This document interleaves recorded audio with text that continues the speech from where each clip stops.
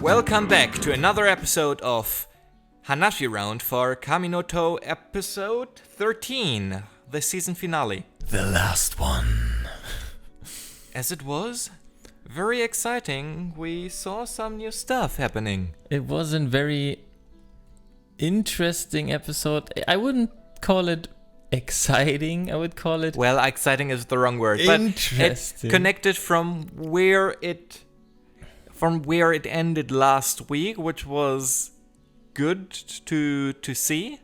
I mean, there are so many questions, and some questions were answered, some other questions were left open, especially, why is Rachel so annoying? Like, I mean, come on, decide if you want to be a bitch or not. Just be one. No one cares. No one liked you anyways, except for Yoru, but... So first of all, I feel like this was I don't know. This episode had so many. I don't. I just don't know how to put it into words. I don't know how to feel about that.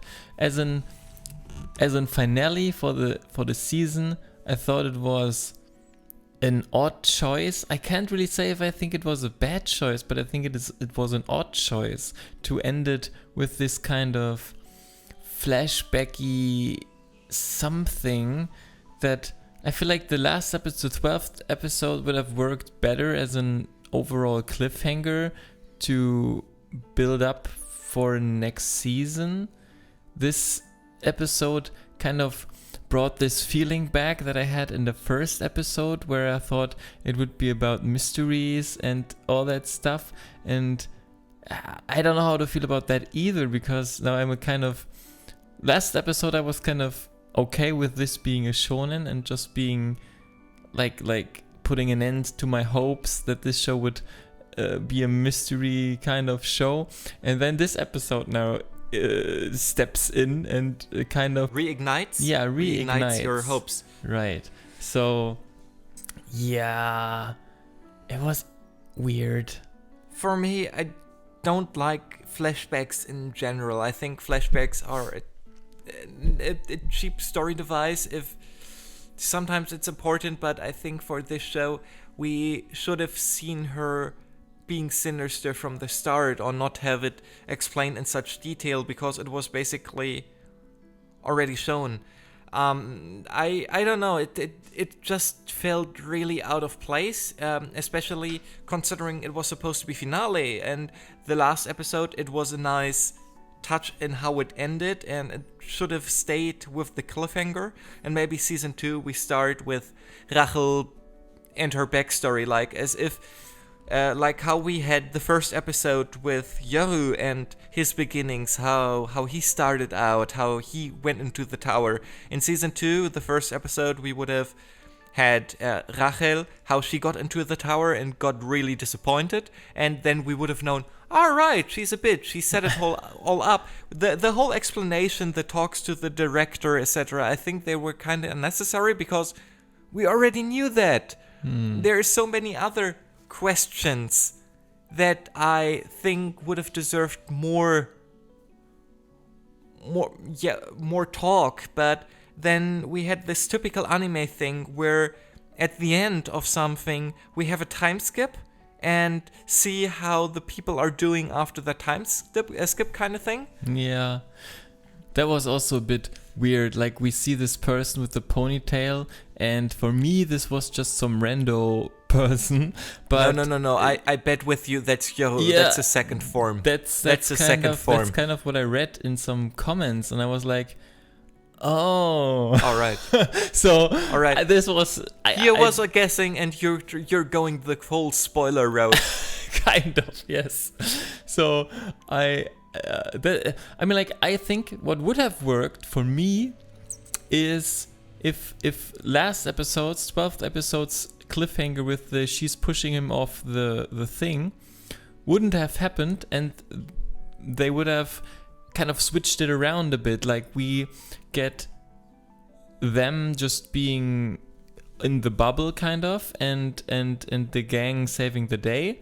Then the next episode starts with the Rachel flashback. We got this episode, and in the end we see the conclusion of her backstory that would be her pushing Yoru off the bubble, and this should have been the end of the third of the 13th Absolutely. episode. So this would have worked way better. This way we get this kind of cliffhanger, then we get kind of a solution with another cliffhanger and a time skip cliffhanger, and it's like, huh? So where's the next episode, if there ever is going to be a second season? I mean, like, I don't know if you heard already, but AT&T, which apparently owns or is, I don't know, is AT&T owning Crunchyroll or Sony? I'm not sure. Either way, one of either AT&T is owning Crunchyroll and considering it selling to Sony, or Sony is owning Crunchyroll and considering it selling it to AT&T. Okay. Either way, there is some stuff behind the scenes going on, so we can't be sure what's going to happen with this show or anything related to Crunchyroll. So Well, in the end, it will be one of those Disney situations when they bought Fox and script like all the shows that were there. yeah, probably. And, or not. I don't know how to feel. Like, I don't hate the show. I enjoyed many parts, and there are some characters that I actually like, and I have a feeling this is a wake-up call for Yo, and now he has the chance to make progression. Yes. Maybe it's terrible for, like, in terms of storytelling, it's terrible to have your main character be a blob, basically, for a whole season. Yeah. But maybe it's a chance for him to get into shape and do something, become more interesting. As he said in the end, I'm like, oh, I'm gonna climb the tower to find my answer. That's one thing I didn't understand, by the way. She's like, well, if you want the answers, climb the tower and your desires are fulfilled. No, that is not my desire.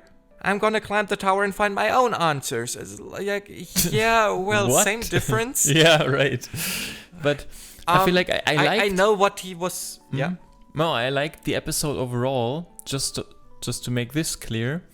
And if we would have, I don't know, 3 or 4 more episodes, or just the whole season, just waiting next week, starting next week, then this would have been just alright. Just an alright, like, kind of mid-season finale transitional part.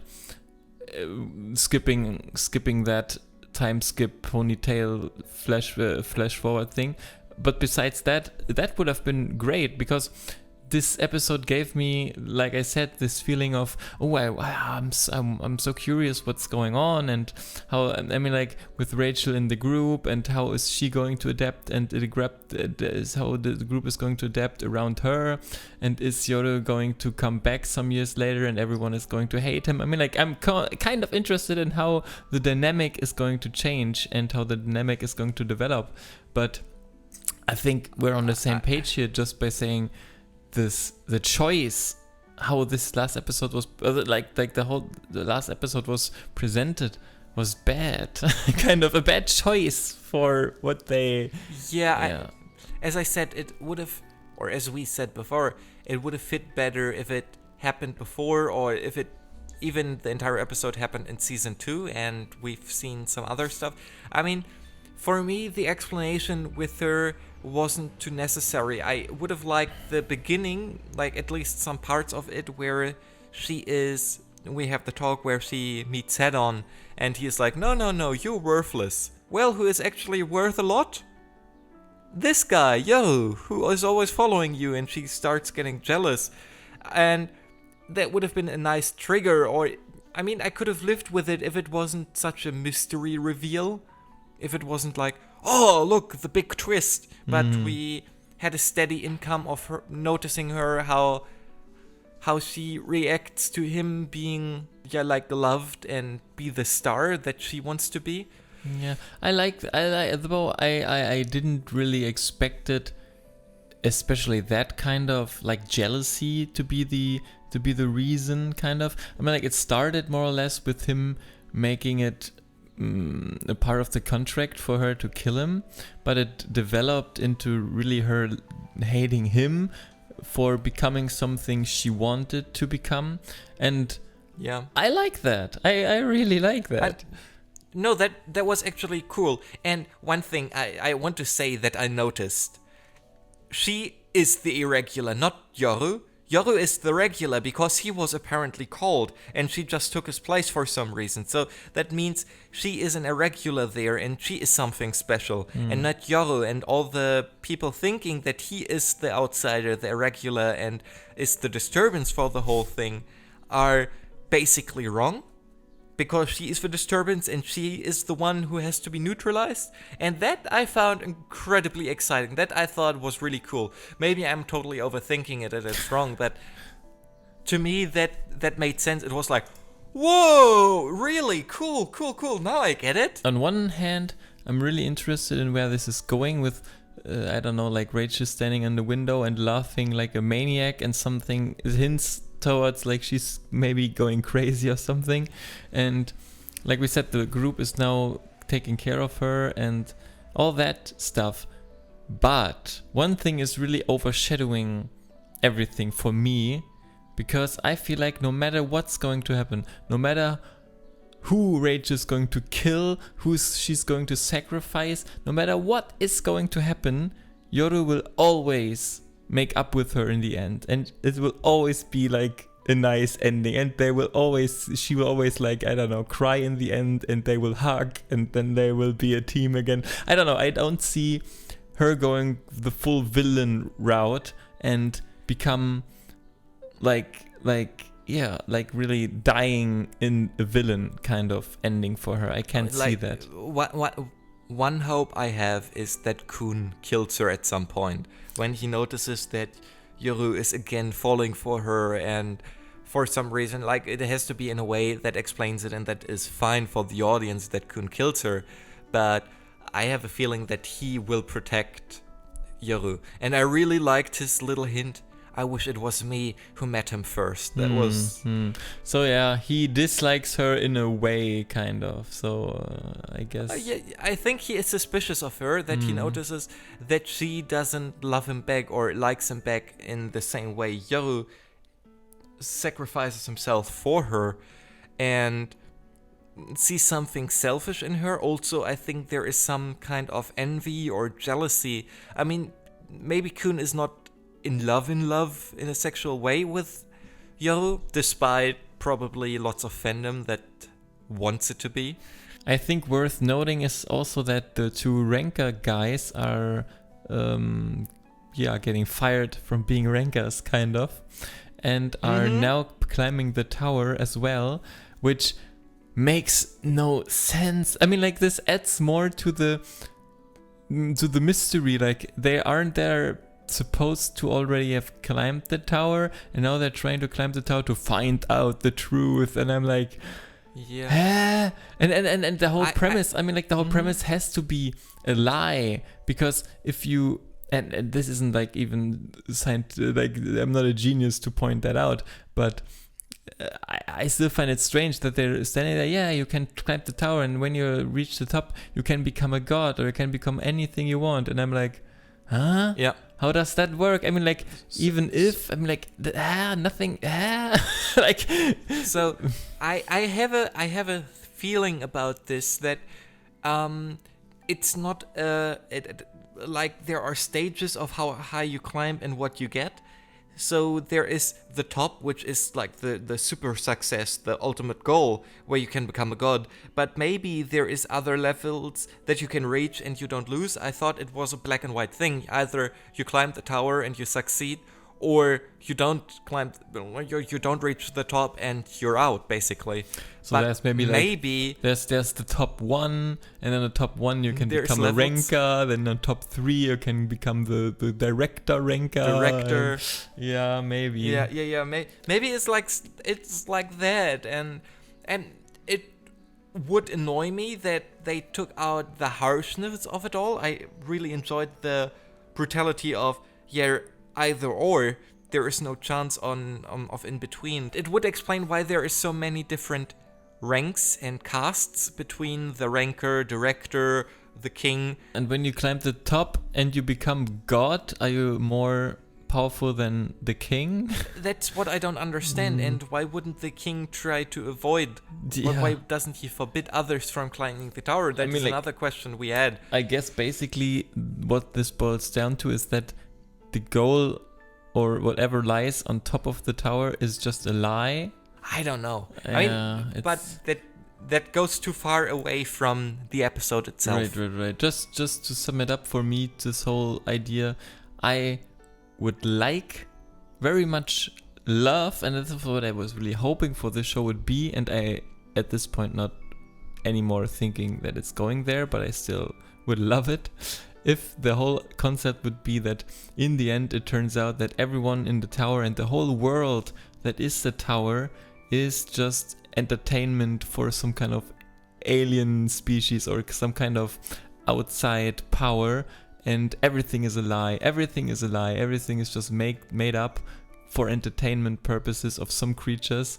And yeah, that would be so awesome. That would be cool. My conclusion to this episode is, or to the season in this case, it was just a prologue. And yeah, I mean, like, the last episode made it the prologue. It could have been not the prologue, but it is. And like I said in the beginning, I think they could have switched some story elements around, tell the whole exact same thing, but made it a better ending for the season. This way it's a bit... Yeah, so it's unsatisfactory. It is the definition of read the source material. If you guys out there want to hear our analysis of the whole season, like the whole kaminotou first season, you should press the subscribe button, because we're going to definitely go into depth for the whole thing, discuss the whole thing, and I don't know, it's going to be huge, I guess, because we have a lot of rants and other things to say, good and bad, about the show. So absolutely, don't forget that. Don't forget to push the subscribe button, and of course to ring the bell. And I don't know, what else is there to do? Like, dislike, comment, definitely comment. We want a discussion. We're here to discuss with you guys. We're aiming for the goal of being one of the most honest channels, I guess, with the most, just if we have critique, we're going to critique. So if you feel the same and you want to critique us, don't hesitate to do that, because this is the place to get it out of your system. Anyways, exactly. Until next time, let's rage. Yeah. In another video.